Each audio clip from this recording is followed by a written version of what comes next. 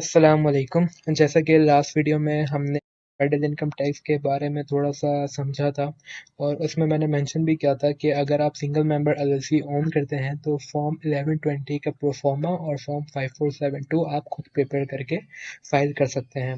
ठीक है, तो मैं इसका आपको स्टेप्स बता देता हूँ। जस्ट सिंपल से स्टेप्स हैं इसमें। हमें फॉर्म 1120 और फॉर्म 5472 किस तरीके से फाइल करना होता है। ठीक है, फर्स्ट ऑफ ऑल हम आएंगे गूगल पे, हम अपना निकालेंगे रेलेवेंट टैक्स फॉर्म फॉर्म 1120। ठीक है, तो हमारे सामने आईआरएस के ऑफिशियल वेबसाइट पे कॉर्पोरेट इनकम टैक्स रिटर्न का फॉर्म आ जाएगा। ठीक है, अब हम याद रहे foreign owned US LLC single member LLC का हम प्रोफार्मा बना रहे हैं। ठीक है, तो इसके अब हम इसको वन बाय वन फिल करते हैं जो जो रिक्वायर्ड फील्ड्स हैं। ठीक है, अच्छा यहाँ पे ये हमसे पूछ रहा है अपना year beginning, month beginning the year January 2023 to December 2023। ठीक है, यहाँ पे हम कंपनी का नाम लिख देंगे A B C L L C, जो भी रेलेवेंट कंपनी का आपका नाम है। ठीक है, इसके अलावा हम यहाँ पे एड्रेस डाल देंगे जो आपकी कंपनी का है।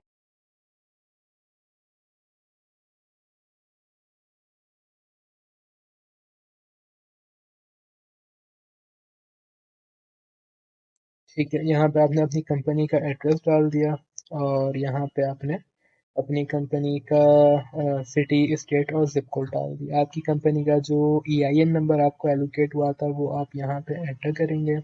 ठीक है, आपकी कंपनी किस डेट को इनकॉर्पोरेट हुई थी, ठीक है, यहाँ पर आप वो डेट इनकॉर्पोरेट करेंगे। फॉर सपोज मेरी कंपनी इनकॉर्पोरेट हुई थी ही 15 मार्च को, या आप कंसिडर कर लें कि 6 जून को मेरी कंपनी इनकॉर्पोरेट हुई थी। तो हमेशा पहले मंथ आएगा न्यूमेरिक में।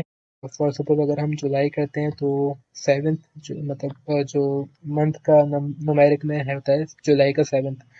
तो हम कंसिडर कर लेते हैं हमारी कंपनी फॉर्म हुई थी 6 जुलाई को, तो 6 जुलाई 2023। ठीक है, हम यहाँ पे अपनी डेट ऑफ इनकॉर्पोरेशन डाल देंगे एंड यहाँ पे अगेन हम अपनी कंपनी के टोटल एसेट्स डालेंगे। I don't think so Pakistan में रहते हुए किसी के एसेट्स होते हैं या कोई भी नॉन रेजिडेंट के पास अपनी कंपनी के कोई एसेट्स होते हैं। हो तो वो यहाँ पे मेंशन कर दे। बहुत रेयर केसेस होता है जिसमें एसेट्स मौजूद होते हैं, नहीं तो नॉर्मल केसेस में एसेट्स ज़ीरो होते हैं। हम यहाँ पे इसको ज़ीरो कर देंगे। ठीक है, अच्छा इसके बाद हम थोड़ा सा, अच्छा देखिए अब हम ये फाइल करें प्रोफोमा। ठीक है, तो इसके बाद हम नीचे आते हैं और यहाँ पे आके हम टाइटल डाल देते हैं डायरेक्टर की। ठीक है, अच्छा अब हम क्या करेंगे, हम इस प्रोफोमा को सेव कर लेंगे। जस्ट इसका पेज 1 हमें फिल करना होता है प्रोफोमा में, इसके अलावा हमें और कुछ भी नहीं करना होता है इसमें। ठीक है,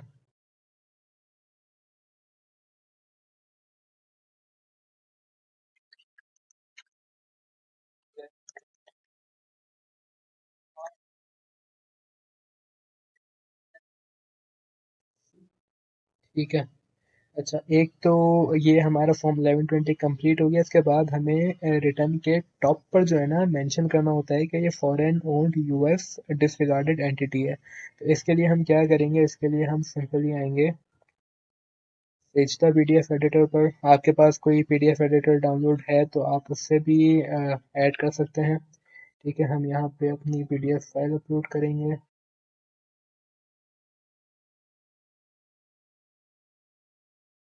ठीक है, एंड ऊपर हम टेक्स्ट में लिख देंगे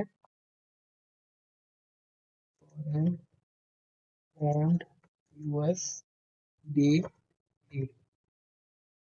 डी मतलब डिसरिगार्डेड एंटिटी।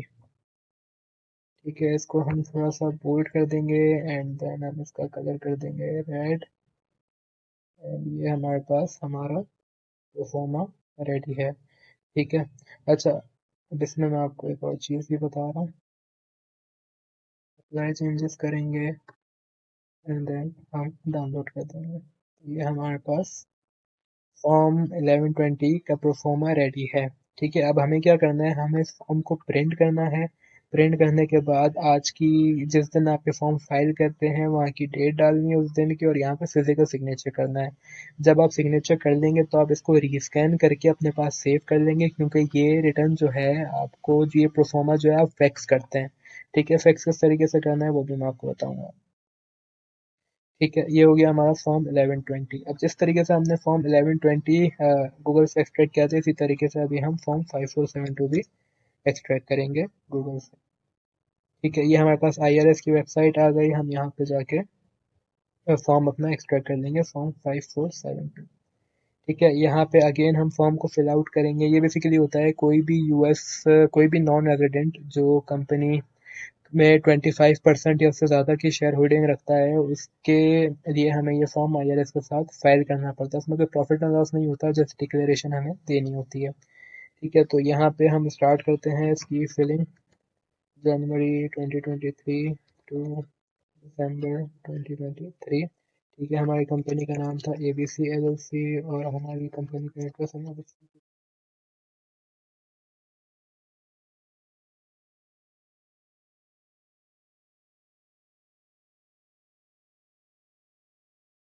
ठीक है, यहाँ पे हम अपनी कंपनी का EIN नंबर एंटर करेंगे जो IRS से हमें एलोकेट किया है। कंपनी के जो हमारे टोटल एसेट्स हैं हम यहाँ पे वो एंटर कर देंगे। अभी हमारी कंपनी का कोई एसेट नहीं था जो हमने प्रीवियस 1120 में मेंशन किया, ज़ीरो, तो हम यहाँ पे ज़ीरो ही मेंशन करेंगे।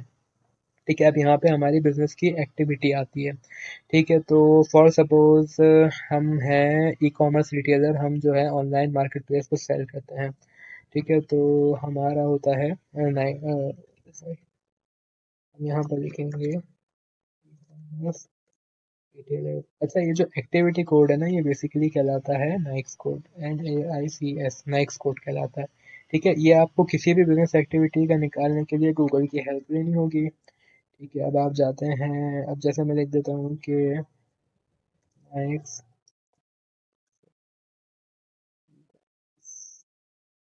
ठीक है, इसने बता दिया 454110 आपका नाइक्स कोड है, आपकी बिजनेस का एक्टिविटी कोड है 454100। ठीक है, आप कहते हो कि यार मैं सॉफ्टवेयर हाउस है मेरा, तो next code for IT services, यहाँ पे आपको आपका नेक्स्ट कोड दे देगा 541510। ठीक है, अच्छा, अब यहाँ पे ये आपसे पूछ रहा है कि फॉर्म 5472, बेसिकली इसमें आपको मेंशन क्या करना होता है? इसमें आपको मेंशन करना होता है सबसे पहले उस रेजिडेंट, उस नॉन रेजिडेंट के कि उन्होंने जो ट्रांजैक्शंस हैं, जो रिलेटेड ट्रांजैक्शंस कहलाती हैं, वो कितनी की हैं और क्या की हैं। सही है, रिलेटेड ट्रांजैक्शंस क्या होती हैं? या तो इस फॉरेन शेयर होल्डर ने इस कंपनी से इतने पैसे निकाले, ठीक है, या इसके किसी फैमिली मेंबर ने इस कंपनी से इतने पैसे निकाले, या इस फॉरेन होल्डर की रिपोर्टेबल ट्रांजैक्शन कहलाती है बेसिकली ये सारी ना, या तो इस ओनर की किसी और कंपनी ने इसमें से कोई पैसे इन या आउट किए।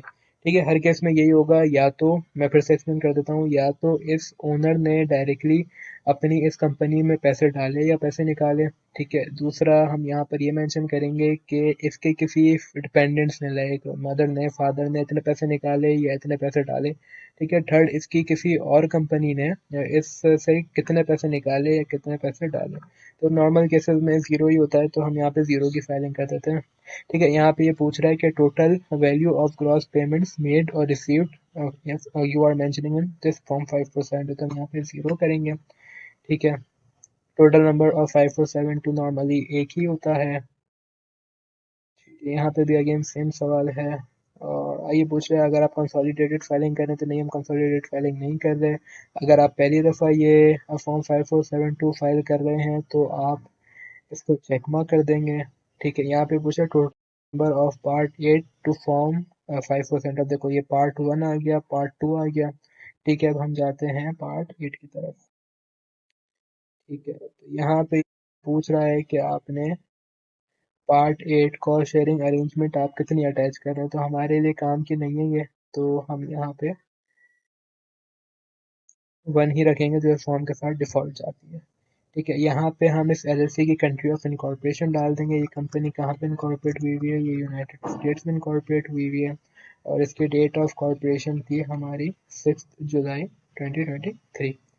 ठीक है, अच्छा, अब यहाँ पे हमें ये मेंशन करना है कि देखिए, यहाँ लिखा हुआ countries under whose laws the reporting corporation files an income tax return as a resident.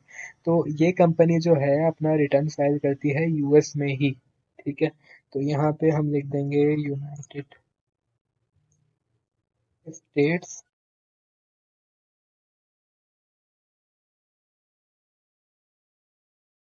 ठीक है, प्रिंसिपल कंट्रीज में बिजनेस कंडक्टेड, ये बिजनेस कहाँ कंडक्ट हो रहा है। अगर आप यूएस में सर्विसेज प्रोवाइड कर रहे हैं या किसी और कंट्रीज में कर रहे हैं तो आप मेंशन कर सकते हैं।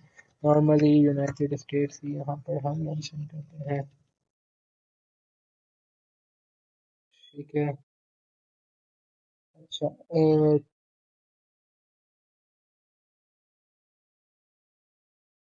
अच्छा, यहाँ पे ये पूछ रहा है कि आपकी कंपनी, ये जो कंपनी है, क्या कोई फॉरेन ओन्ड या डायरेक्टली या इनडायरेक्टली इस कंपनी के 50% शेयर्स या ज़्यादा होल्ड करता है। तो अगर आप सिंगल मेंबर हैं तो बिल्कुल, और आप फॉरेनर हैं तो बिल्कुल यहाँ पे चेक मार्क होगा।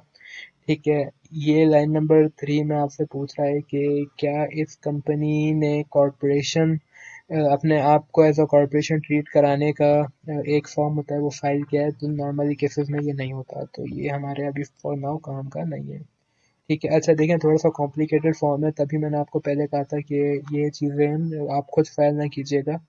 ठीक है, ये किसी अकाउंटेंट या किसी सीपीए या किसी ईए की हेल्प लेके कीजिएगा।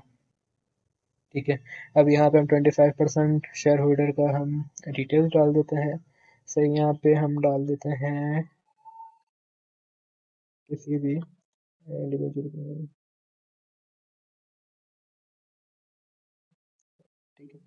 अच्छा, यहाँ पे हमने जो इस कंपनी का सिंगल मेंबर या जो इस कंपनी का ओनर है उसकी हमने यहाँ पे डिटेल्स डाल दी। उसका अगर आईटीआईएन नंबर है तो हम यहाँ पे एंटर करेंगे, अगर आईटीआईएन नंबर है तो हम वो एंटर नहीं करेंगे। रेफरेंस आईडी नंबर भी हम एंटर नहीं करते। फॉरेन टैक्स आइडेंटिफिकेशन नंबर में आप उनका, जैसे पाकिस्तान में है तो पाकिस्तान का उनका एनटीएन नंबर डाल सकते हैं। ज़रूरी नहीं है, वरना इशू नहीं है। यहाँ पर है कि आप मेंशन कर दें नॉट एप्लीकेबल। ठीक है। Principal countries where business is conducted, ये बंदा कहाँ पे बिजनेस कंडक्ट करता है, यूनाइटेड स्टेट्स में कंडक्ट करता है। ये सिटीजनशिप का, ये सिटीजन कहाँ का है, ये पाकिस्तान का है। ठीक है। कंट्रीज, किस कंट्रीज में ये अपना रिटर्न फाइल करता है, इनकम टैक्स रिटर्न फाइल करता है, तो again पाकिस्तान में। ठीक है, ये हमारी ओनर की डिटेल्स आ गई। इन रिलेटेड पार्टी में सेम इंफॉर्मेशन जाएगी जो हमने ऊपर मेंशन की, नेम एंड एड्रेस आएगा यहाँ पे। ठीक है। यहाँ पे प्रिंसिपल बिजनेस एक्टिविटी वही आएगी जो हमने ऊपर मेंशन की है। ठीक है। प्रिंसिपल एक्टिविटी का कोड आएगा। और रिलेशनशिप में हम यहाँ पे मेंशन करेंगे 25% शेयर होल्डर। ठीक है। एंड सेम यहाँ पे countries where business is conducted, यहाँ पे यूनाइटेड स्टेट्स आएगा। और यहाँ पे पूछ रहा है कि countries under both laws related party files and income tax return as a resident, तो अगर पाकिस्तान रेजिडेंट है, पाकिस्तान में इनकम टैक्स रिटर्न फाइल करता है, तो यहाँ पे पाकिस्तान आएगा। ठीक है। बस इतना सिंपल सा हमें फॉर्म फाइल करना है, उसके बाद हमें पार्ट 7 के ये क्वेश्चंस आंसर हैं। ठीक है। Does the reporting corporation import goods from a foreign related party, तो अगर करते हैं तो यस, नहीं करते तो नो। इस तरीके से जितने ये सवाल हैं उनमें देख लें कि जो एप्लीकेबल हैं उन पर यस कर दें, जो एप्लीकेबल नहीं है उनको नो करते हैं। ठीक है। इस तरीके से ये हमारा फॉर्म रेडी हो जाएगा, फॉर्म 5472 की। तो हम इसको भी सेव करेंगे।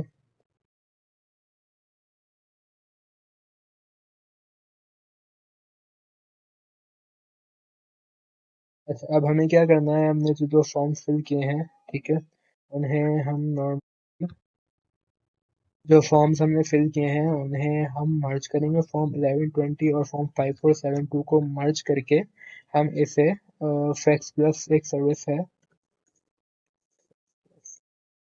ठीक है। ये बेसिकली एक पेड सर्विस है जो कि आप बाय कर सकते हैं, और इस फैक्स प्लस के थ्रू आप अपना रिटर्न जो है फैक्स कर सकते हैं। ये फॉर्म 1120 और फॉर्म 5472 फैक्स करते हैं आईआरएस को।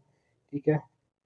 अच्छा, इस पूरे केस में जो है ना, गूगल आपकी बहुत हेल्प करेगा। तो यहाँ पे अगर आप जाते हैं, आपको पता होना चाहिए कि अब आप कह रहे हैं फैक्स तो करना है लेकिन कहाँ करना है, तो हम यहाँ पर आएंगे वेयर टू फैक्स।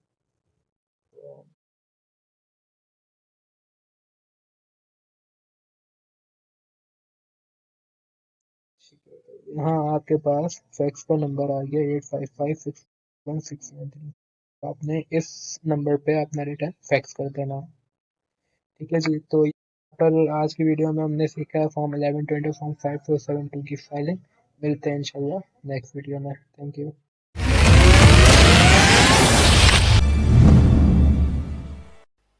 अस्सलाम वालेकुम everyone, this is Najeeb and welcome to the H university. आज की इस वीडियो में हम सीखेंगे कि आपने एनुअल रिपोर्ट फ्लोरिडा स्टेट में फ़ाइल कैसे करनी है। एनुअल रिपोर्ट क्या होती है, ये क्यों ज़रूरी है, लास्ट की कुछ वीडियोस में आपने ये देख लिया होगा। जो अरहम की वीडियो थी, he has explain it in detail कि ये क्या चीज़ होती है। इसकी जो ड्यू डेट्स है वो बहुत इंपॉर्टेंट है। फ्लोरिडा एक ऐसी स्टेट, अगर ड्यू डेट आपसे मिस हो जाए तो ये आपके ऊपर $400 की पेनल्टी लगा देता है, विच इज़ ह्यूज। एंड वो अब वेव आउट भी नहीं होती, पहले हो जाती थी, अब 95% मुश्किल हो गया उसको वेव आउट करवाना। सो मेक श्योर कि आप 1 मई, हर साल के 1 मई से पहले या 1 मई को ही अपनी एनुअल रिपोर्ट जो है वो फाइल करें विद द स्टेट। जो अभी हम सीखेंगे कि फाइल कैसे करनी है। सबसे पहले आपके पास आपका एलएलसी का जो डॉक्यूमेंट है वो होना चाहिए, ठीक है जी। अच्छा, अभी रिपोर्टिंग का जो साल है वो चला गया है, तो एनुअल रिपोर्ट फाइल नहीं हो सकती स्टेट की वेबसाइट पे, लेकिन मैं आपको तरीका बता सकता हूँ कि वो हमने फाइल कैसे करनी है, ठीक है। एक एलएलसी जिसने एनुअल रिपोर्ट फाइल नहीं की और वो डिसॉल्व हो चुकी है, हम उसी एलएलसी रिव्यू करेंगे कि एनुअल रिपोर्ट फाइल कैसे होती है। तो इसमें कोई घबराने वाली बात नहीं है, क्योंकि मैं एक्चुअल में रिपोर्ट फाइल कर नहीं सकता, क्योंकि वो पीरियड ख़त्म हो चुका है एंड इट्स अक्टूबर। जनवरी के बाद आप फिर फाइल कर सकते हैं, ठीक है। But I tell you and I will explain it to you कि आपने फाइल कैसे करनी है। तो सबसे पहले you should have your LLC document, ठीक है। Let's say this is my LLC. ये जो डॉक्यूमेंट नंबर है ये आपकी एलएलसी पे भी होगा। आप एंटिटी सर्च वाले पेज पे आएंगे तो वहां पे भी आपको दिख जाएगा, ठीक है जी। इसको आपने कॉपी करना है सबसे पहले। एंड ये एक सॉरी, कीवर्ड आपने डालना है गूगल पे, फ्लोरिडा एनुअल रिपोर्ट, जस्ट ये सिंपल सा कीवर्ड है, ठीक है। थोड़ा सा आप स्क्रॉल डाउन करेंगे तो ये आपको स्टेट की सनबिज वाली ही वेबसाइट मिल जाएगी, इसके ऊपर आपने क्लिक करना है, ठीक है। क्लिक करने के बाद थोड़ा सा स्क्रॉल डाउन करके ये बटन आपको दिख जाएगा, click here to file your 2024 annual report. या 25 में करेंगे तो आपको ये फिर 25 का दिखेगा, ठीक है। सो इसके ऊपर आपने क्लिक करना है। क्लिक करने के बाद जो डॉक्यूमेंट नंबर हमने यहाँ से कॉपी किया था, सिंपली आपने उसको यहाँ पे पेस्ट कर देना है, ठीक है जी। 816 ये अक्सर है जो हो जाता है। ये मेरे पास डॉक्यूमेंट नंबर आ गया। अच्छा, अब जब मैं इसको सबमिट करूंगा, बिकॉज ये एलएलसी डिसॉल्व हो गई है, इनएक्टिव स्टेटस है, तो ये मुझे ये एक लिंक दिखाएगा। लेकिन जब आप सबमिट करेंगे आपके बिल्कुल सामने एक न्यू पेज खुल जाएगा। वो न्यू पेज कुछ इस तरीके का होगा, मैं आपको दिखा देता हूँ।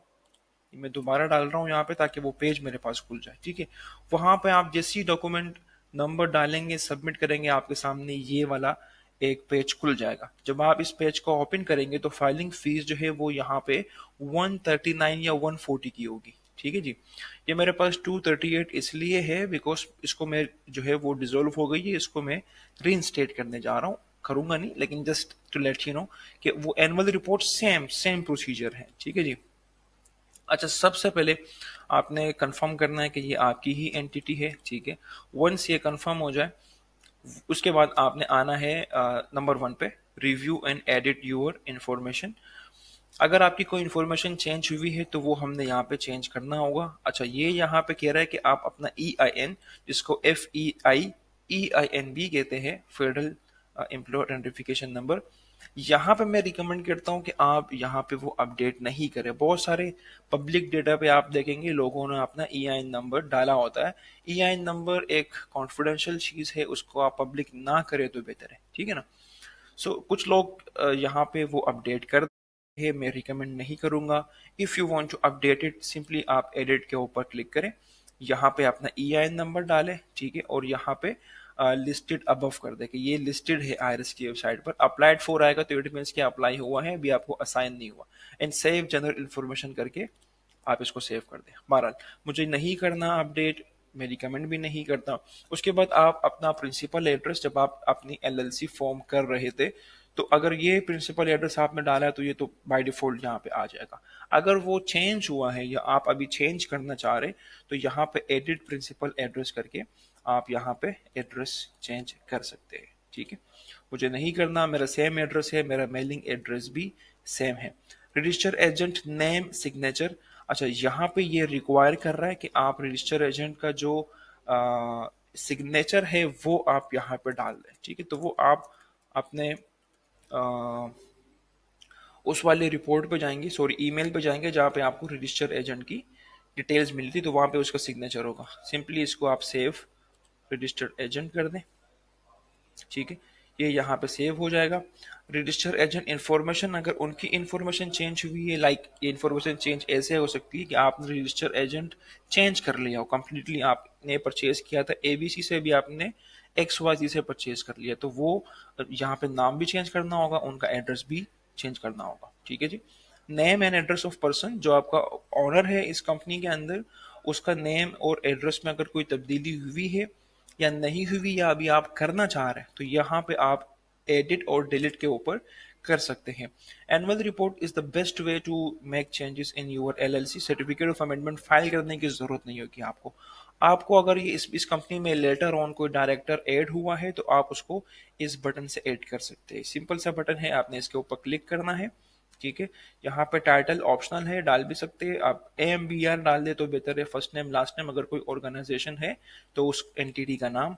यहाँ पे एड्रेस, जैसे हम LLC फॉर्म करते हैं। ठीक है जी, सेव करना है यहाँ पे आपने, एंड वो यहाँ पे डिटेल्स आपके सामने आ जाएगी। यहाँ पे ये पूछ रहा है कि order a certificate of status, तो हमने नहीं करना, आप करेंगे यहाँ पे तो $5 आपसे चार्ज करेगा, जरूरत नहीं है, तो हम move on to the final review करेंगे। ठीक है जी।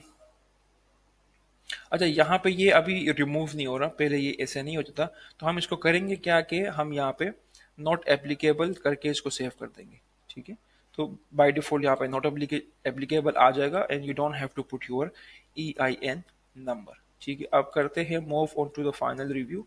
सो ये हमारा फाइनल रिव्यू है। ठीक है, यहाँ पे नंबर 3 में रिव्यू है, रिव्यू कर लिया आपने। नंबर 4 पे कंटिन्यू एडिटिंग और मूव ऑन। एडिटिंग आप कंटिन्यू करें या मूव ऑन करें।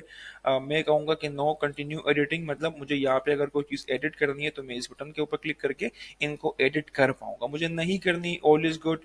यहाँ पे आपने ईमेल एड्रेस डालना है। ठीक है, और सिग्नेचर डालना है ऑनर का, एंड टाइटल में आप अगर मैनेजर है तो AMBR आप डाल के पेमेंट वाले सेक्शन पर चले जाए। ठीक है जी, ओके। ऑनर का ही नाम डालना होगा। ठीक है जी, पेमेंट सेक्शन पे जाते हैं। ऑफिसर नेम क्या है? Officer name Umar. यहाँ पे ये मिस्टेक दे रहा है, उमर रईस।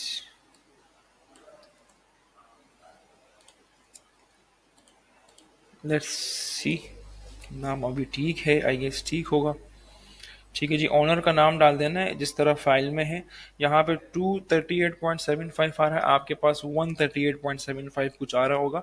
ठीक है जी, अमाउंट कंफर्म करके आपने डेबिट क्रेडिट कार्ड के ऊपर कंटिन्यू करना है, एंड इसके बाद आपने सिंपली पेमेंट की डिटेल्स डालनी है, एड्रेस, कार्ड और डिटेल्स डालनी है। ये VPS पे फिर आपने रन करना होगा अगर नहीं चल रहा। ठीक है, 12 चल रहा है मेरे पास। यहाँ पे आपने डिटेल्स डालनी है, एड्रेस वगैरह, और कंटिन्यू करके लेट से मैं आपको दिखा देता हूँ। ठीक है जी, नेक्स्ट करने के बाद कार्ड की आपने डिटेल्स डालनी है, और उसके बाद आपने नेक्स्ट करके इसको सबमिट कर देना। वंस पेमेंट हो जाए तो फिर यहाँ जो आपका पब्लिक डेटा है, यहाँ पे जिस तरह ये डॉक्यूमेंट इमेज में फ्लोरिडा लिमिटेड लाइबिलिटी आ रही है, इसको बिल्कुल, इसके बिल्कुल ऊपर आपके सामने एनुअल रिपोर्ट आ जाएगी। मैं आपको एक नज़र दिखा देता हूँ किसी LLC का, इसका देख लेते हैं। तो यहाँ पे आप देख सकते हैं ये एनुअल रिपोर्ट 2024, इसके ऊपर आपने क्लिक करना है और ये फाइल आपके सामने खुल जाएगी। इसको आप डाउनलोड कर लें। किसी को अगर प्रूफ देना हो एनुअल रिपोर्ट का, तो ये आप उसको प्रूफ दे सकते हैं। So this was a very basic video in detail. So आप इस तरह अपनी LLC की एनुअल रिपोर्ट फाइल कर सकते हैं। ये इंपॉर्टेंट है, ये डेट आप अपने कैलेंडर में डाल दें ताकि इन केस आपसे मिस हो जाए तो आपको एक रिमाइंडर आ जाए। ठीक है जी, अल्लाह हाफिज़, थैंक यू।